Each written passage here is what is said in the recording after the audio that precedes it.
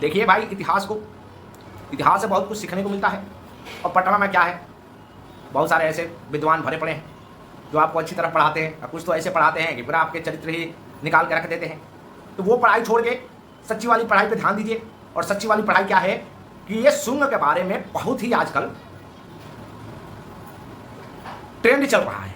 और ट्रेंड क्या चल रहा है कि शुंग जो थे बुद्ध के लिए विनाशकारी थे। अलग अलग कहानियां हैं, अलग अलग हिस्टोरियन है हमारे देश में, और इतनी सारी आबादी है तो भाई इतने सारे हिस्टोरियन तो पैदा होंगे ही होंगे, उसमें कोई दिक्कत नहीं है। और मैं तो मानता हूं भारत ही एक ऐसा देश है जहां तार्किक फिलोसफी चलता है भाई साहब। और फिलोसफी में होता क्या है कि हमारे एक एक आदमी पढ़ा भी ना हो तभी वो दर्शन को जानता है, फिलोसफी को जानता है। बड़े बड़े फिलोसफी जो है ना वो फेल है भाई साहब इनके सामने। अब ज्ञानियों की तो कमी नहीं है, लेकिन अब हमारे पास जितना ज्ञान है हम भी दे जाते हैं। और ज्ञान प्रारंभ होता है शुंग डायनेस्टी से, तो शुंग डायनेस्टी के बारे में थोड़ा सा ज्ञान ले लेते हैं। देखिए, शुंग जो थे, पुष्पमित्र शुंग एक ब्राह्मण थे। अब ब्राह्मण होने से कास्ट से कुछ होता है क्या? कुछ नहीं होता है मेरे दोस्तों। लेकिन बवाल यहीं पर है।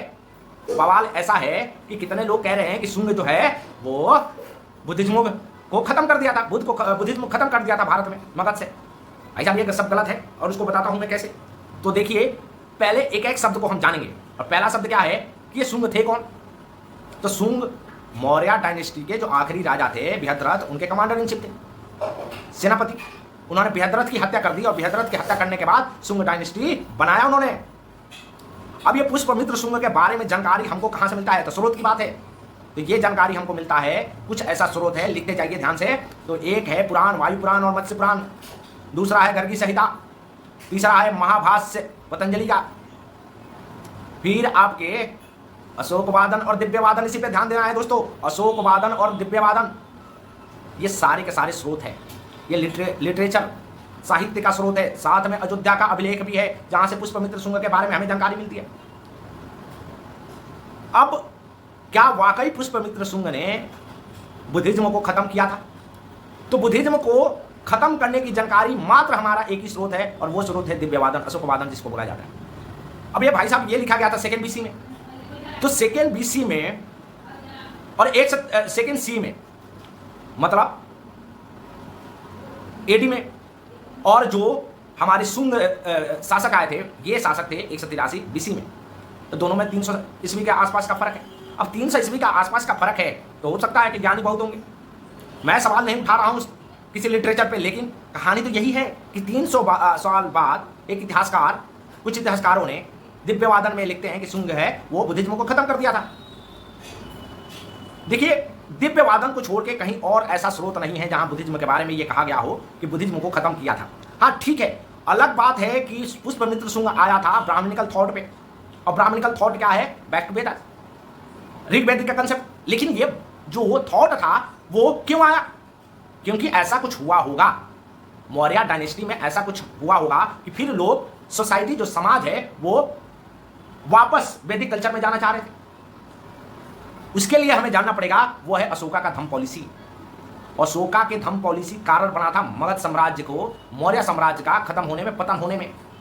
जब मौर्य साम्राज्य का पतन का एक कारण था उसकी धम्म पॉलिसी। धम्म में कोई दिक्कत नहीं था, लेकिन उस पॉलिसी ने बहुत सारे आर्थिक तरीके से नुकसान पहुंचाया साम्राज्य को, और दूसरा चीजें कि संघर्ष पैदा किया समाज में। और इस समाज में संघर्ष से उत्पन्न हुआ पुष्पमित्र शुंग। और तभी आप देखेंगे कि पुष्पमित्र शुंग आते हैं तो उन्होंने अश्वमेध जग कहवाते हैं, मैंने बैक टू वेदा।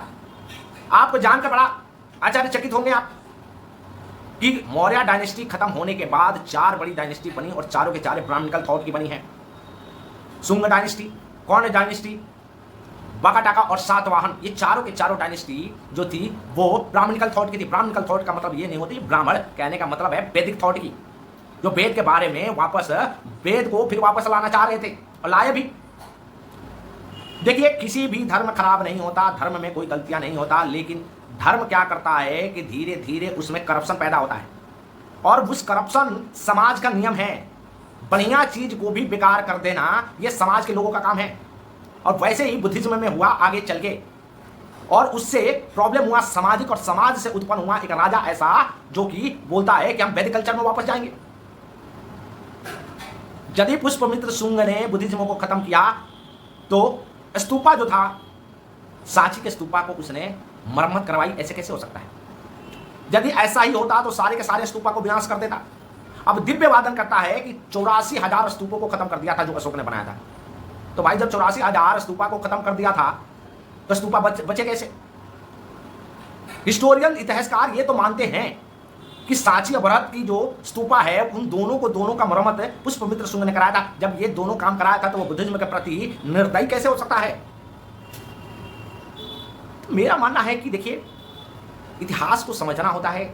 बहुत सारे इतिहास का अपना मकसद होती है, अपने तरीके से चीज़ों को डालते हैं, लेकिन कहानी ऐसे नहीं रुकती। जैसे कि देखिए आजकल के इतिहासकार जो हैं और जैसे अंग्रेज जितने भी फॉरेन राइटर थे, अब समुद्रगुप्त को मिला देते हैं कि नेपोलियन था। भाई नेपोलियन पहले पैदा हुआ कि समुद्रगुप्त पैदा हुआ? पहले तो समुद्रगुप्त आया, और समुद्रगुप्त का जो विस्तार नीति थी उसकी अलग नीति थी जो नेपोलियन से बेहतर था।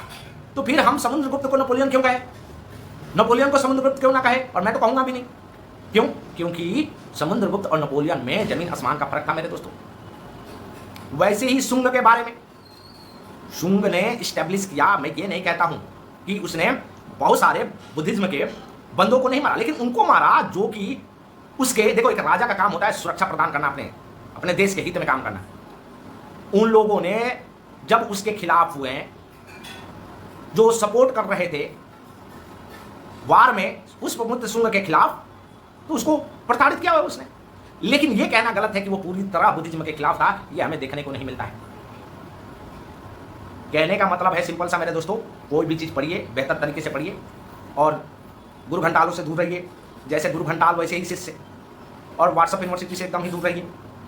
ढंग से पढ़िए, अच्छे से पढ़िए, भविष्य अच्छा होगा। बाकी अगला कंसेप्ट अगली बार लेकर आऊँगा। जय हिंद।